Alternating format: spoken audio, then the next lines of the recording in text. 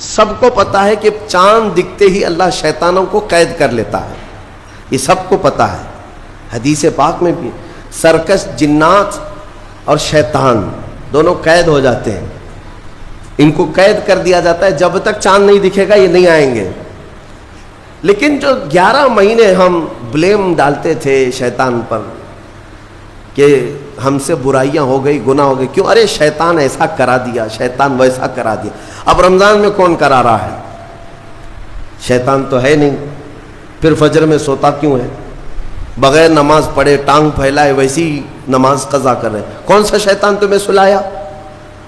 ابھی تو شیطان ہے نہیں۔ ابھی بھی بہت سارے لوگ چوری کا کھانا نہیں چھوڑتے، بہت سارے لوگ جھوٹ، دغا، غیبت یہ رمضان میں بھی نہیں چھوڑتے ہیں۔ تو یہ ان کو کون سا شیطان کروا رہا ہے؟ کون سا شیطان یہ برائیاں کرواتا ہے؟ اس کے جواب کے لیے ایک چیز سمجھنا ضروری ہے۔ یہ بات تو مشہور ہے کہ ساری برائیاں شیطان کرواتا ہے، ابلیس کرواتا ہے نا؟ لیکن آپ کو وہ واقعہ معلوم ہے جب آدم علیہ السلام کو اللہ تعالیٰ نے پیدا کیا اور سارے فرشتوں سے کہا کہ سجدہ کرو، کل ہی کی تفسیر میں نے عرض کیا، اس میں ابلیس بھی تھا۔ ابلیس بھی اس وقت بہکا ہوا نہیں تھا، گمراہ نہیں تھا، وہ اچھا تھا۔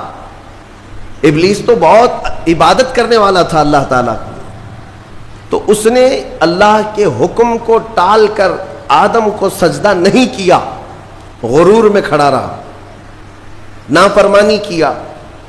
تو اب میں یہ سوال کرتا ہوں کہ ہر ایک کو گمراہ کرنے والا شیطان ہے، تو شیطان کو کس نے گمراہ کیا تھا؟ اس کو کس نے روکا سجدہ مت کرنا آدم کو؟ کوئی ہے بہکانے والا؟ ارے وہ تو پہلا ابلیس ہے، اس سے پہلے تو کوئی ابلیس تھا ہی نہیں، اس سے پہلے تو کوئی شیطان تھا ہی نہیں۔ شیطان کو کس نے روکا کہ تو بڑا ہے، تو بلند ذات والا ہے، آدم مٹی سے بنا ہے؟ یہ خیال کس نے ڈالا؟ کون سا شیطان تھا اس سے پہلے؟ یہی بات سمجھنے کی ہے۔ محدثین نے مفسرین نے فرمایا ابلیس کو جس چیز نے سجدہ کرنے سے روکا وہ نفس امارہ ہے، وہ نفس ہے جو آج بھی تمہارے ساتھ ہے۔ ہاں شیطان تو قید ہو جاتا ہے رمضان کے شروع ہوتے ہی، لیکن نفس تو ساتھ میں رہتا ہے۔ اب پتا چلا کہ رمضان میں جو کچھ بھی غلطیاں یا کوتاہیاں یا گناہ کچھ لوگوں سے سرزد ہوتے ہیں تو یہ نفس کے پجاری ہیں، نفس ان کے ساتھ ہے، یہ نفس کی غلامی میں آ گئے اور نفس کے شکار ہو گئے۔